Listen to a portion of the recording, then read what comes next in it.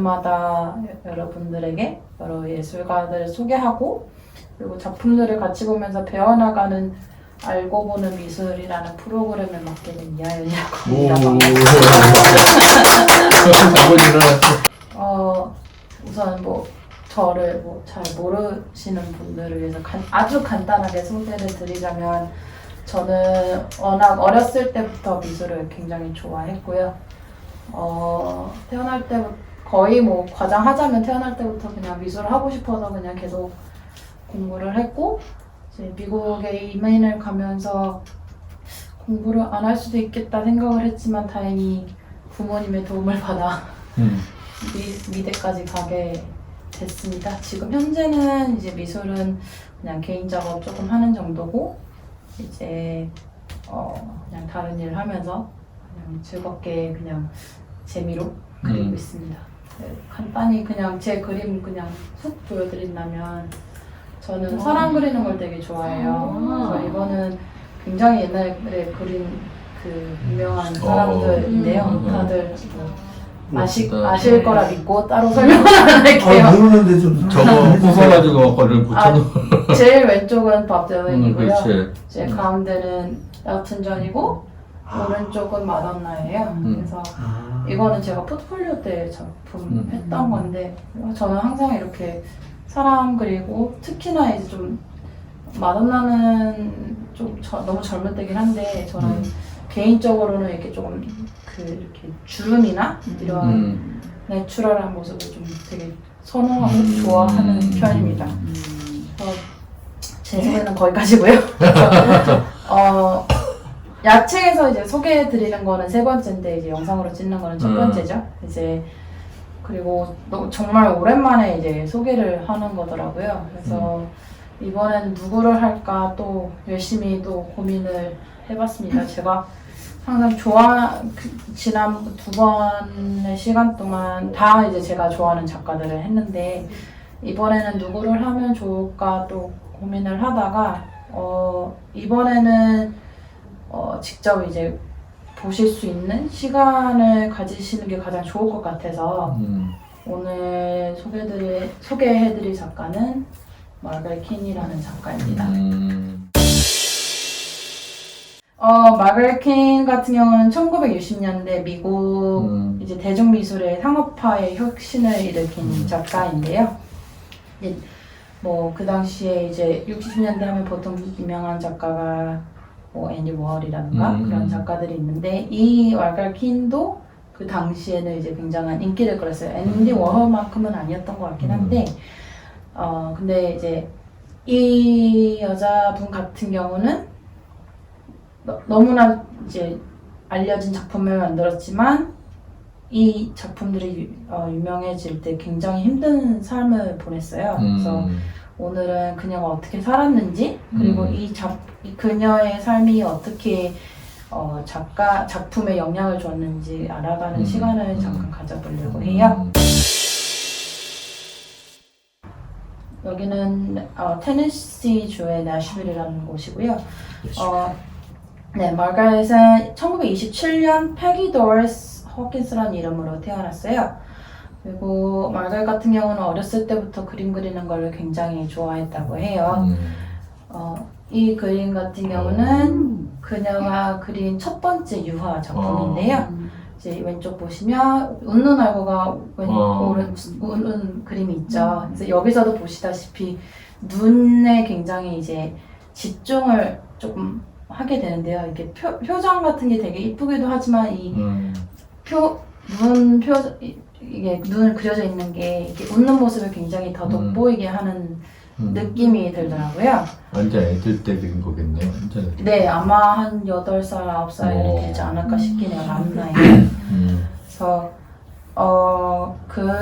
마르가렛 같은 경우는 동네 교회에서 큰 눈과 늘어진 날개를 가진 천사를 그리는 걸로 되게 좀 알려졌었나 봐요, 사람들한테. 앞서 잠깐 보셨던 작품이나 여기서 보셨던 작품 그리고 이후에 보실 작품들 포함해서 보시면 마르가렛의 작품은 되게 큰 눈에 거의 집착하듯이 그려요. 그 이유 중에 하나가 이제 만 2살 때 이제 중이염의 합병증 같은 것 때문에 이제 수술을 하고 청력에 좀 이상이 생기면서 보는 것에 집중하기 시작했대요.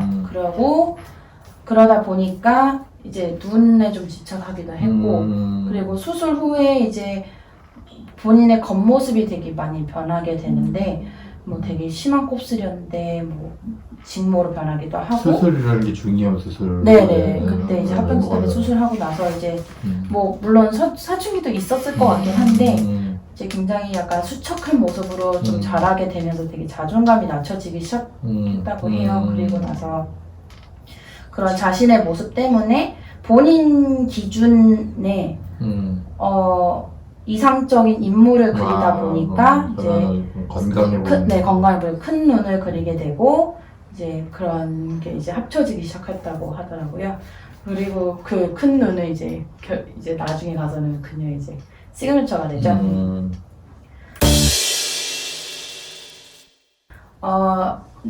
왼쪽이 마가렛이고 오른쪽이 이제 월터 퀸이라는 사람인데요. 마가렛 같은 경우는 내슈빌하고 뉴욕에서 미술 수업, 교육을 받아요. 이제 학교도 다니고 그 후에 이제 첫 번째 남편 이름이 프랭크 뭐식인데 갑자기 기억이 안 나는데 프랭크가 결혼을 해서 딸 제인을 낳았지만 남편하고 이제 안 맞아서 이제 이혼을 하게 돼요. 그리고 나서 이제 샌프란시스코로 이사를 하게 되는데요. 1953년에 오른쪽에 월터 퀸을 만나게 돼요. 그리고 그 당시에 마가렛 같은 경우는 이혼녀였지만 월터는 아직 처음에 만났을 때는 유부남이었다고 해요. 그리고 나서 이제 만나다가 1990 이혼하고 나서 1955년 호놀룰루에서 각자 이제 두 번째 결혼을 하게 되죠. 그리고 월터의 경우는 이제 파리에서 미술을 공부했다고는 하는데 이거는 솔직히 잘은 모르겠어요. 근데 이제 부동산 중개업을 하고 이제 부업으로 그림을 그렸다는 사람으로 알려져 있습니다. 근데 나중에 가서 이제 아시겠지만 제가 왜 이 의문을 하는지는 가서 이제 알려드릴게요. 이제 이제 그림을 이제 결혼하고 나서 이제 뭐 한 2년 동안은 이제 지냈겠죠. 그러고 있다가 이제 마가렛의 그림을 보고 나서 월터는 이제 Hungry Eye라는 이제 샌프란시스코에 어느 클럽이 있는데 거기서 이제 그림을 팔기 시작해요. 그래서 이때 처음에는 이제 뭐 별로 인기는 없었던 것 같은데 점점 이제 이 큰 눈과 너무 이쁜 모습에 이제 사람들이 반하기 시작하면서 이제 점점 팔리기 시작하는데 그때 이제 나중에 마가렛이 알고 봤더니 월터가 사람들을 속여가지고 그녀의 이름으로 된 그림이 아니라 자기 이름으로 그림을 팔고 있다는 사실을 알게 됐어요. 근데 처음엔 그 당시에 마가렛 같은 경우는 아무 말을 못했다고 합니다. 월터는 이제 당시 뭐 이렇게 일반말로 뭐 그때 뭐 미국이 너무 보수적이고 미국 사회에서 뭐 여성 작가가 더군다나 이제 재혼을 한 작가가 작품을 드러내는 게 판매하는 데 불리하지 않겠냐, 이제 많이 파는 게 너한테 이익이 되지 않겠냐 이런 말을 하면서 설득을 한 다음에 계속 이제 본인의 이름으로 이제 팔기 시작합니다. 이거는 잭슨 펄럭인데요. 당시 이제 1950년대 후반에 2차 세계대전이 있었죠. 이후에 이제 상업적인 동력이 생겨났고, 그리고 미국이 급부상하면서 새로운 사회 질서가 이제 등장하게 됩니다. 그 때문에 이제 미술하고 문화에도 큰 변화가 일어났는데요. 그러면서 이제 갤러리도 많이 생겨나고, 그리고 그 작가들한테는 전시하는 기회가 되게 많이 늘어나요. 그러면서 이때 이제 제일 잘 나갔던 게 이제 추상 미술이었는데 그 당시에 뭐 잭슨 펄럭이나 뭐 마르크 로커 같은 이제 유명한 작가들이 이제 유명해지고 붐을 일으키게 되죠. 그러다가 1960년대에 되면서 이제 상품 디자인을 새로운 형식으로 나타낸 팝아트라든가 키치아트리 이제 대중들한테 인기를 받게 돼요. 이때 아까 말씀드렸던 앤디 워홀 같은 경우가 팝아트의 이제 중심이 되죠. 그러고 나서 이후에 이 두 작품은 아마 낯이 읽으실 것 같은데 왼쪽에 있는 작품 이름이 The First Grail이라는 거고 오른쪽에 No Dogs Alloud라는 작품이에요. 본격적으로 이제 57년부터 본격적으로 그림이 전시하기 시작한 거거든요. 이제 60년대부터 이제 제대로 이제 유명세를 타기 시작해요. 이제 시대적인 배경을 좀 잘 탄 케이스기도 하고 해서 이제 월터는 엄청난 이제 돈을 벌게 됩니다. 이 그림들 가지고요. 그래서 네, 문제는 마가렛이 이 아이들을 그린 의도와 워터가 이제 사람들한테 그림을 판매할 때 이제 얘게 지어낸 얘기가 있는데 그 사이에 이제 갭이 있다 보니까 사람들이 이게 제대로 받아들인 사람도 있고 이 사람이 워터가 설명한 거랑 좀 뭔가 안 맞는다 싶은 사람들도 있었겠죠.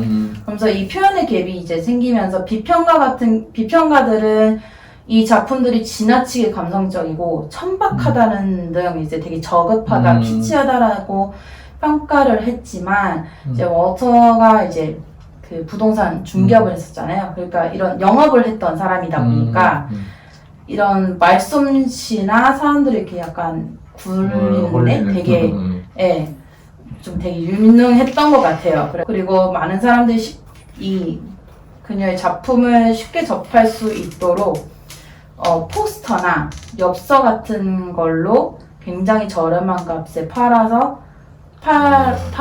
이제 팔게 되죠. 뭐 마트에서도 볼 수 있고 그냥 뭐 뉴스탠드에서 쉽게 막 구할 수 있다 보니까 더 많은 사람들이 마갈킨의 작품을 알게 되고 이때는 워터킨의 작품을 알게 되고 대중미술의 상업화의 중심이 됩니다. 그러니까 뭐 포스터도 있고 엽서도 있고 뭐 그릇도 있고 되게 다양한 형태로 되게 프린트가 많이 생겨나요. 그리고 나서 그랬는데 그 당시에 워터는 마가렛한테 이 스타일을 가르쳐 달라라고도 하고 이제 마가렛이 이제 워터한테 가르쳐 주려고 나름대로 되게 노력을 했는데 마가렛 말에 의하면 정말 노력하고 어떻게든 가르쳐 주려고 했지만 불가능할 정도로 너무 실력이 안 좋았다고 합니다. 그래서 이 이후로 이제 계속 유명해지는데 이 작품은 모델리아니의 작품인데요. 워터가 이제 빅 아이스 시리즈로 이제 자기 이름을 걸고 이제 그림을 판매하는데 마가렛 같은 경우는 이제 60년 이제 이후에 자신을 좀 더 표현하기 위해서 자신을 더 표현하고 자신을 좀 내세우기 위해서 전혀 다른 스타일의 그림을 그려가요. 그래서 당시 이제 모델리안의 영향을 받았는데요. 그래서 이 특징이 이제 긴 얼굴이잖아요. 그래서 이 얼굴성 형태의 여인상을 그려나가면서 이제 자기 이름으로 이제 작품을 그려나가기 시작해요. 예를 들어 이런 작품인데 굉장히 비슷하죠. 그래서 마가렛이 자신의 이제 이름을 걸고 싶었던 이유 중에 하나가 앞서 말씀드렸듯이 이제 메가 시리즈 같은 경우는 자기가 그린 그림인데도 불구하고 자기 이름을 이제 못 내놓고 이제 말할 수도 없었잖아요. 그리고 그랬기 때문에 이제 진실을 말하지 못하는 이 굉장한 답답하고 이제 스트레스 받는 상황인데 사람들은 이제 마가렛이 그린 것을 당연히 모르죠. 그러면 그런 상황에서 마가렛한테 그림 그릴 줄 아시냐고 해서 이제 여러 번 질문하기 시작했고 여기서 이제 마가렛 같은 경우도 굉장히 답답함을 이제 못 참겠죠. 저 같은 경우도 제 그림을 제가 그렸다고 못 말하면 저도 굉장히 답답할 텐데 그래서 메가 아이스만은 굉장히 다른 모습으로 이제 작품을 그려나가기 시작합니다. 그리고 밑에 보시면 MDH라고 되어 있잖아요. 이게 이제 마가렛의 이니셜 앞에 붙여서 이제 자신의 이제 작품으로 내놓기 시작해요. 네, 이제 또 워터 같은 경우는 이걸 또 마케팅으로 기회로 삼아요. 그래서 그림을 그리는 kin 부부라고 이제 홍보를 하기 시작하죠. 그래서 같이 이제 전시도 하고 이렇게 한다고 해요. 마가렛 같은 경우는 자신의 이름을 이름을 건 그림을 그리고 싶었기 때문에 작업량이 어쩔 수 없이 늘어날 수밖에 없었어요. 그렇지, 왜냐면 그렇지, 두 가지 그렇지. 스타일을 동시에 했어야 되니까. 그치만 이 길쭉한 인물과 이전 약간 특이한 소재의 그림을 통해서 자신의 느끼는 모든 감정을 이제 그림에 더 다양하게 표현할 수 있었다고 합니다. 이것도 마찬가지로 이거. 굉장히 긴 얼굴과 그리고 앞에 보셨던 두 작품의 이제 Big Eye Series랑 굉장히 다른 느낌이 보실 수 있는데요. 이 세 개를 보시면은 이 세 개 약간 공통점이라고 하면 그 긴 얼굴도 마찬가지지만 이 앞에 두 개를 보시면 얼굴을 이렇게 세로로 놓으시면 음양으로 나눠지잖아요.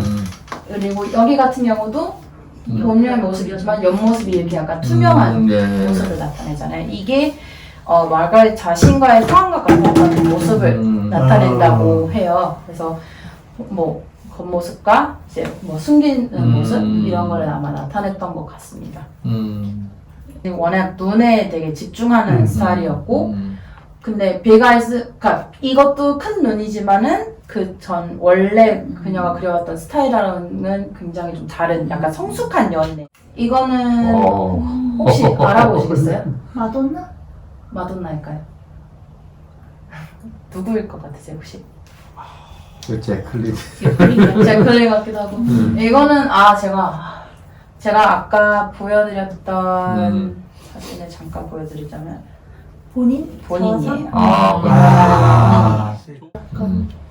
굉장히 반반인.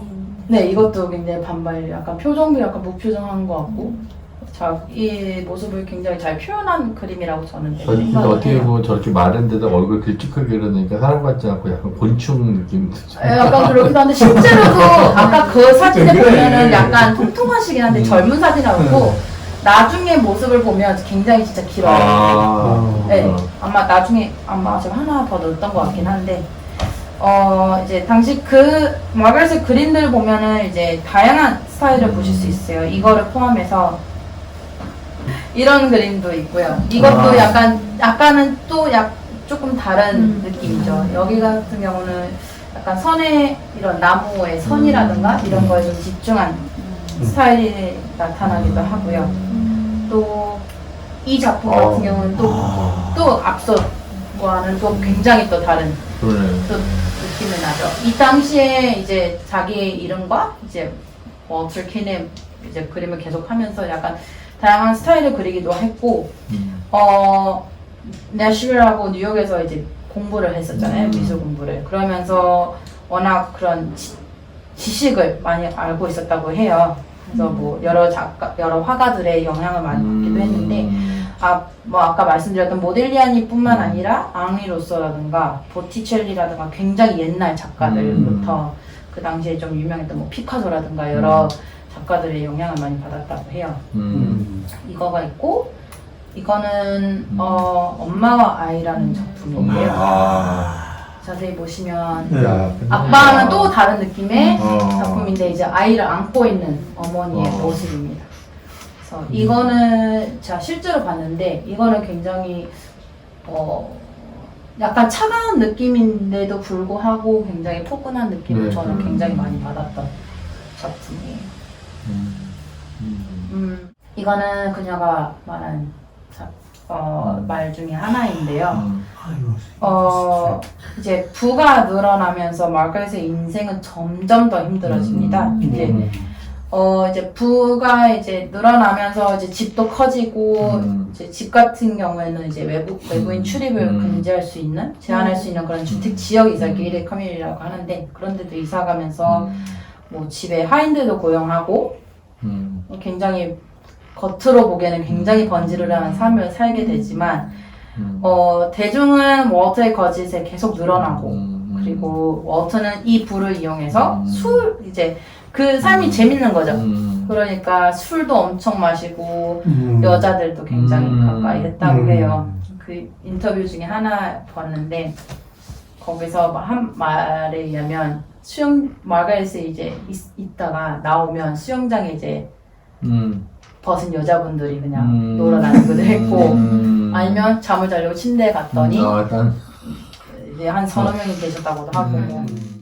포트에도 보셨듯이 아마 아마 그는 스스로에게 자신이 그림을 그릴 수 있다고 생각했을지도 모르겠다는 그런 약간 망상이 생기지 않았나 싶긴 합니다. 이제 이제 그 중에서 이제 여러 가지 이제 문제를 일으켰지만 그 중에 최악은 이제 마가렛하고 마가렛의 이제 딸 제인한테 협박을 해요. 이제 너 이제 죽일 수 있다, 언제든지 죽일 수 있다 이렇게 협박을 하면서 계속 그림을 그리게 합니다. 네, 그래서 그녀는 매일 거의 뭐 16시간 동안 잠자는 시간 빼고 그림을 그려야 됐고요. 그리고 집이 굉장히 넓은데도 불구하고 이 여자는 이제 방 한 칸에서 이제 커튼도 치고 아무도 이제 그림 작품을 그리는 걸 못 보게 해서 이제 그리게 해야 됐고요.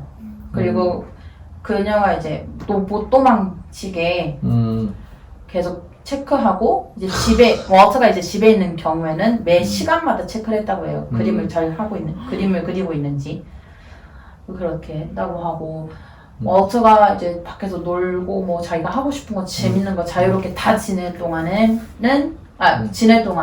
마가렛 같은 경우는 친구 하나도 못 사귀게 하고 그냥 집에만 그냥 완전 노예의 삶을 지낸 거죠.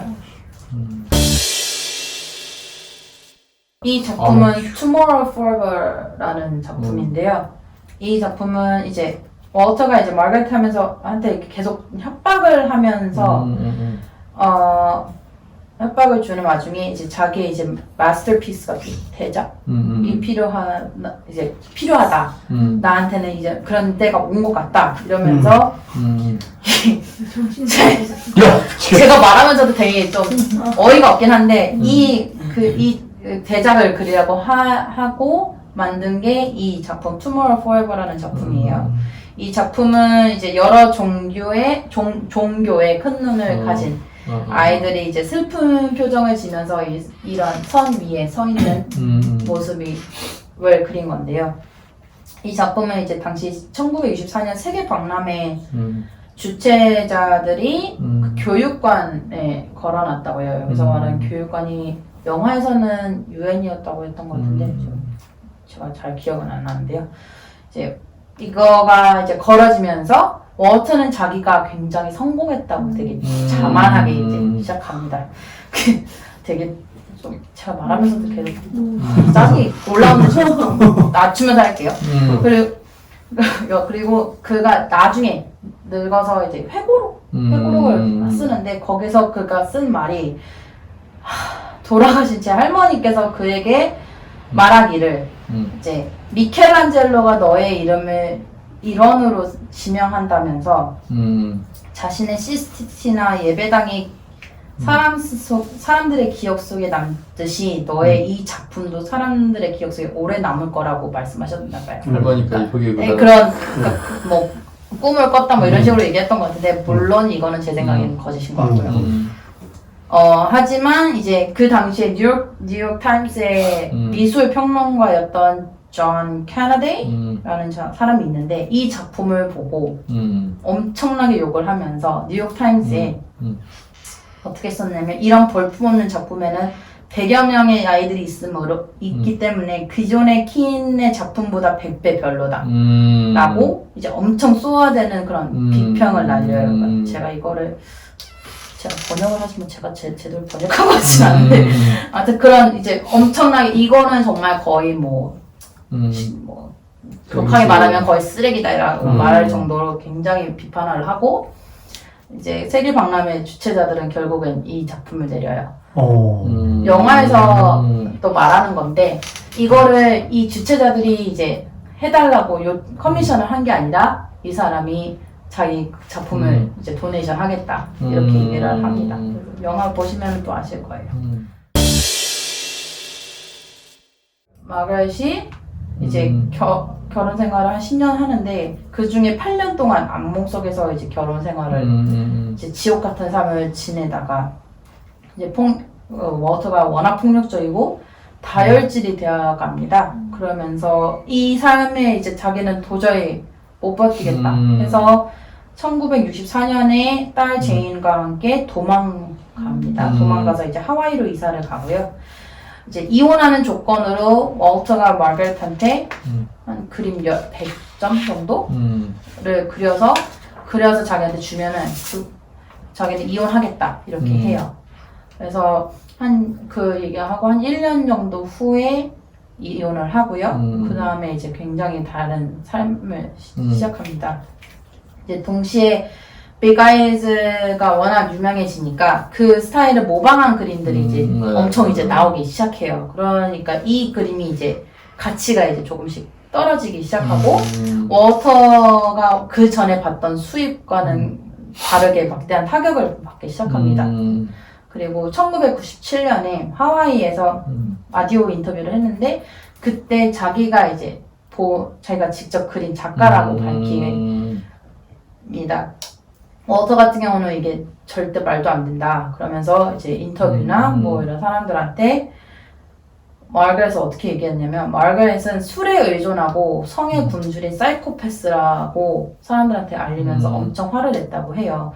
그거는 솔직히 제 생각엔 본인을 설명한 것 같은데 그래서 이후에 이제 법정 다툼을 하고 1986년에 법정에서 판사와 배심원들이 있는 자리에서 정확히 53분 동안 이 각자 그림을 그려라. 누가 진짜 소유자인지 알아보겠다 해서 그렸는데 워터는 자기가 어깨가 아프다는 이유로 아무것도 안 그리고요. 마가렛은 53분 만에 이 작품을 그리게 됩니다. 이 작품의 이름은 Exhibit No. 224인데요. 그래서 이때 이제 당연히 마가렛이 승소를 하게 되고요. 400만 달러를 이제 배상하라는 결과를 들었지만 워터는 항소를 했고 항소를 했는데 판결은 유지가 됐는데 배상금은 지불 안 해도 된다는 판결을 받았다고 저는 이제 읽었는데 말이 조금씩 제가 말이 좀 다른 것 같기도 해요. 근데 뭐가 됐든 간에 결국은 돈은 못 받았어요. 왜냐면 워터가 그 돈을 다 써버렸기 때문에 자기는 한 푼도 못 준다 이렇게 될 겁니다. 정말 읽을 때마다 욕이 나와요. 이제 이후 하와이로 이주한 이제 마가렛은 굉장히 180도 달라졌어요. 재판도 승소했고 이제 종교도 찾았고요. 세 번째 남편을 만나게 돼서 이제 새로운 가정도 꾸리고 하면서 굉장히 안정을 찾아갔다고 해요. 그래서 그 안정감은 이제 보시다시피 작품에서도 굉장히 뚜렷하게 나타나는데요. 앞에 아까 보여드렸던 두 작품에 비하면 색깔도 굉장히 밝고 굉장히 마음이 좀 편한 느낌이 들죠. 이거는 이제 Girl with Balloons라는 거고 이거는 이제 Kingdom Portrait이라는 건데요. 여기서도 보시다시피 이제 동물들을 그 앞에서도 원래 그리긴 했는데 더 다양한 동물을 그리는 것도 있지만 표정에서도 아시다시피 이 아이가 우선 웃고 있고요. 동물들도 뭔가 이렇게 웃고 있는 모습. 저기요? 획기사자. 네. 뭔가 이렇게 행복한 모습을 나타내는 것 같아요. 그리고 이 눈망울이 보시면 그 전보다는 뭐 특별히 달라질 거 없는데 이런 느낌도 들으실 수 있는데 초롱초롱하고 뭔가 더 초롱초롱하고 뭔가 이렇게 기운나는 얼굴들이 좀 보여지는 것 같아요. 이제 워터의 감옥에서 이제 벗어난 후로는 이제 이전에 만들었던 작품과 같은 주제를 그렸는데 전혀 다른 모습을 좀 보여주기도 해요. 그래서 두 편을 보시면은 좀 다른 것 같죠. 그래서 옆에 보시면은 왼쪽에 있는 발레리나의 그 그림자를 보면 굉장히 짙은 느낌이 있는데 여기서는 약간 옅어지고 이제 포즈 같은 경우도 조금 더 밝게 조금 더 신선한 업돼 있는 모습이기도 하고요. 여기서 아이의 눈 색깔과 이 여자의 눈 색깔도 굉장히 맑고 투명한 느낌이 들면서 굉장히 구도적으로는 같은데 좀 굉장히 다른 느낌이 있죠. 하나 더 보여드리면은 어떤 것 같으세요? 참고로 두 개 다 샌프란시스코 주제를 한 것 같은데 행복해 보여요. 더 다른 느낌이신 것 같죠. 그래서 이게 저도 이 두 작품을 보면서 이 왼쪽 작품을 처음에 봤을 때는 굉장히 좀 우울하다, 이 여자가 너무 안 됐다 느낌이었다가 이 작품을 제가 실제로 보고 나서는 약간 좀 뭉클하더라고요. 그래서 이 여자가 진짜 이제 본인의 삶을 살 수 있겠구나. 그래서 약간 뭉클하고 약간 오랫동안 좀 쳐다보게 되는 작품인 것 같아요. 이쪽은 진짜 확실히 좀 그 오른쪽 아래에 있는 눈 같은 거 되게 슬퍼 보이네 진짜. 네, 여기가 그림자도 져 있고 굉장히 애들이 좀 같아 보이는데 좀 다 다르죠. 네. 이 아이들이랑 눈하고 그 맹수들의 눈하고 이렇게 또 근데 맹수들도 되게 호기심 어린 눈이지 싸나운 눈들이 아니야. 그렇죠. 네. 싸나워야 되는 애들인데 굉장히 평온한 표정을 짓고 있는 것 같고. 여기 앞에 물개 너무 물개 맞아요. 웃고 있는 것 같아. 분명히 얘네들 웃고 있는 게 아니고. 호랑이 잘 그린다. 호랑이 눈보아제. 네. 호랑이 어쩜 이렇게 잘 그리냐. 되게 멋있어요. 호랑이 뒤에 숨어있는 표범 눈 좀.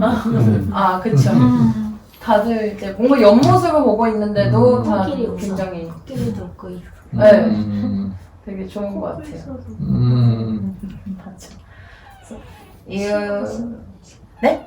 신랑 신부. 네. 아마 개인적으로는 이게 본인의 이제 세 번째 결혼에 이제 행복하다 이런 거를 표현하지 않았을까라는 생각은 하지만 글쎄요. 그냥 뭐 알아서 받아들이면 되는 거겠죠. 지금 아마 가장 최근 모습 중에 하나일 텐데요. 살아계신가요? 네, 아직 살아계세요. 네, 아직 아직 살아계시고 이제 현 27년생이니까 90세가 넘으셨죠? 이제 넘으셨지만 지금도 이제 기운 나실 때 계속 연출 작품을 하신대요. 요 최근 거는 아주 최근 거는 제가 확인을 못했는데 그래도 아마 2018년, 19년까지는 계속 했던 것 같아요. 18년쯤부터 이제 호스피스 케어를 받고 계신데 그래도 지금까지도 계속 새로운 도전을 이제 시도하고 계세요. 최근 작품은 이제 페인팅보다는 이제 드로잉 위주로 아무래도 좀 힘드시니까 그런 드로잉이나 이제 뭐 색연필 이런 걸로 좀 드로잉에 집중하시는 것 같고요. 이제 사람뿐만 아니라 이제 다양한 식물이라든가 이제 사람의 얼굴 이제 좀 더 다양한 묘수 이런 거를 보여드리기도 하는데요. 예를 들어 몇 가지 보여드리자면 이거는 아이들의 모습인데요. 이거 오른쪽에 눈 미치. 정말 크죠. 근데 굉장히 빨려 들어갈 것 같은데 이게 뭔가 거부감은 그렇게 솔직히 안 드는 그런 모습인 것 같아요. 뭐 개인적인 생각일 수도 있는데 그래도 이 되게 순수한 표정과 이 맑은 눈에 계속 굉장한 그 매료가 있는 그런 작품인 것 같아요. 그래서 이것도 보면서 꽤 오랫동안 쳐다봤던 작품이었어요. 저는 그냥 저 같은 경우도 이제 사람을 그리는 거 되게 좋아한다고 말씀드렸잖아요. 그래서 그림을 그릴 때 저도 눈을 굉장히 많이 봐요. 사람들하고 대화할 때도 눈을 보면서 얘기하라고 하잖아요. 그거와 굉장히 비슷한 약간 이치 같은 거라고 생각하는데 그래서 그런지 이 눈에 굉장히 두 명이 굉장히 다른 아이들인데 어쨌든 뭐 이 아이가 약간 옆을 보고 있는데 저를 보는 것 같고 굉장히 그러니까 아이들의 이 애기들의 심정을 굉장히 잘 캐치한 것 같아요. 또 다른 여러 도전을 한 작품으로는 이런 것도 있는데요. 뭔가 아이들이 그린 것 같은 느낌을 받았어요. 저는. 꽂혀서 사람이 피네. 네, 꽃에서 사람도 피고 굉장히 이런 패턴이라든가 모양도 되게 독특하고 약간 금박을 사용한 것도 있고 약간 천진난만함을 보여주는 것 오른쪽 여자 같아서 되게 도도해 보여. 굉장히 도도해 보여요. 그리고 두 개가 보시면 아까 말씀드렸듯이 약간 비슷한 주제를 그런 느낌이었는데 이거는 시기가 아마 비슷할 거예요. 그래도 같은 주제 같지만 굉장히 다른 느낌이라서 굉장히 제가 마음에 들어 합니다. 이제 이후로도 이제 드로잉을 나중에 기회 되시면 한번 찾아보시면 되게 좋으실 것 같아요. 월터 같은 경우는 2020년에 사망을 합니다. 그러면서 그의 이제 조카나 딸이 있어요. 첫 번째 결혼 그래서 때 생긴 딸이 있는데 이 둘은 아직까지도 이제 자기 아버지나 뭐 삼촌이 그렸다고 믿고 있는 것 같아요. 뭐 이제 딸의 인터뷰나 이 왼쪽 남자가 조카인데요. 이 그림 갤러리를 운영하고 있다고 해요. 그래서 여기 읽은 이제 인터뷰를 이제 번역해서 올려드린 건데 이 수잔 킹 이 딸이 인터뷰한 내용을 보면 굉장히 디테일하게 써있긴 했어요. 자기네들이 이제 부모님들이 이제 유럽 가서 뭐 공부하셨고 뭐 그리는 것도 직접 봤다 뭐 이랬는데 그 영화에서 보시면은 딸은 같이 안 산 것 같아요. 그러니까 내용에서도 제가 뭐 인터뷰나 이런 여러 가지 찾아봤을 때도 제이는 같이 살았는데 수잔은 어머니랑 같이 살았기 때문에 뭐 본인은 직접 봤다고 하지만 그 이제 그리는 모습을 이제 그냥 페이크하는 그렇지. 그런 거를 받지 않았나 싶긴 해요. 뭐 그리고 이 둘이 직접 이 마르가렛이 어떤 삶을 살았는지는 직접적으로 뭐 당연히 못 봤을 거기 때문에 많은 사람들이 저 포함 아주 많은 전 세계 사람들이 이 둘의 말을 믿지 않을 거고요. 아마도 수준 인터뷰 올라온 링크에 보면은 밑에 정말 욕이란 욕은 다 써 있어요. 서포트하는 거를 저 한 번도 한 줄도 못 읽었어요. 그만큼 이제 워터는 그랬다. 마르가렛의 비가이 시리즈는 이제 유명세를 탄 60년대부터 많은 디자이너들과 예술가한테 영향을 줬는데요. 그랬으니까 이제 나중에 가서는 이제 모방한 작가들이 나올 정도였으니까요.